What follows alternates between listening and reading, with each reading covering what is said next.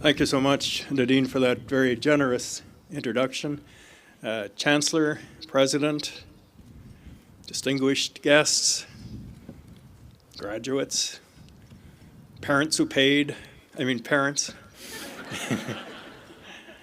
took me 50 years to get into Trent. So, I don't know, you did what, 3 or 4 years and you're already out. 50 years. I think maybe it had something to do with my grade 12 report card, which I brought. So in the mid-1960s, Huntsville High School. I applied English 53, slipping badly, the teacher says. History 37, consistent. Algebra 47. Chemistry, 49. I almost passed. French, 37. Latin, 31. Health and phys ed, 64. The principal of the school, Doug Stone, took a red pen and wrote right across the bottom, going, you fill in the rest, Roy. So I didn't get to Trent. But I want to talk to you, and I will try to keep it brief because I know it's cold, and it's your day, not mine.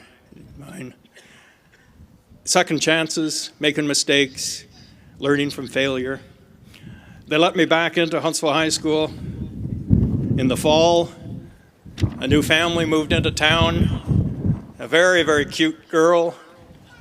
I was very keen to ask her out. There was one hitch, though. Her father was the new chemistry teacher. So I had to pick up my socks. And I did, I'm glad to say. And that cute girl is still cute. She's sitting here.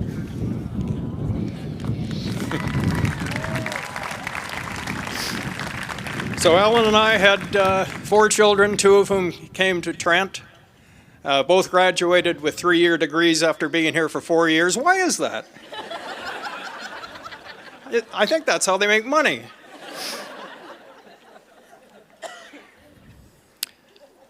A long time ago, Ken Dryden and I wrote a book, and there was a television production as well, about home game. We were extremely interested in what makes talented people, prodigies.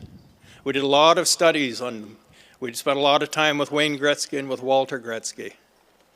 And I remember Wayne Gretzky saying at one point, he said, you know, I didn't become the player that I am by 50-minute practices, structured play or anything like that. It all happened in the basement, in the backyard, and in the driveway. Try and try again, work on something until you get it right. We did a lot of looking into different aspects of learning, cognitive ability, and became interested in the work of a Swiss psychologist called Jean Piaget, who said that with a child, you have to let a child make mistakes, because the only way you will ever really truly learn is from those mistakes and trying and trying and trying again.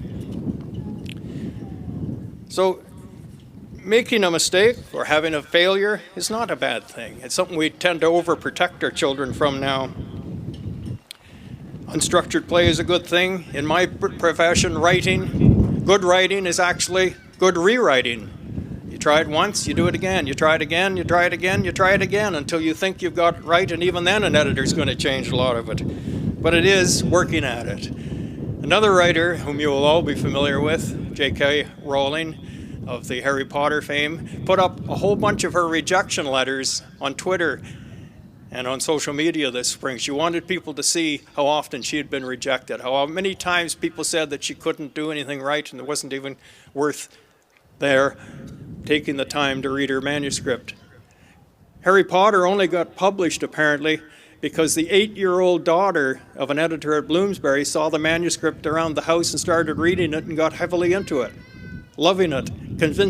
She convinced her mother to go have a good look at it as an editor, and eventually you have millions and millions of books sold.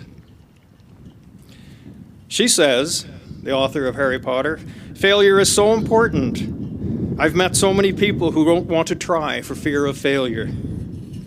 Another writer, Agatha Christie, 5 years of rejections before anyone would take a chance in any of her books. Dr. Seuss was told his books were too weird. No one would ever want to read them. Lucy Maud Montgomery, a Canadian, 5 years of rejections. She threw her book, the book that she'd written, into an old hat box, left it there for 2 years until somebody told her, haul it out and let's try it again. That's Anne of Green Gables. 50 million copies have sold. Never, ever give up. Keep trying. You're on your way. And I'm going to give you a word of advice from the greatest philosopher Canada has ever produced, Wayne Gretzky. You miss 100% of the shots you never try. Thank you very much.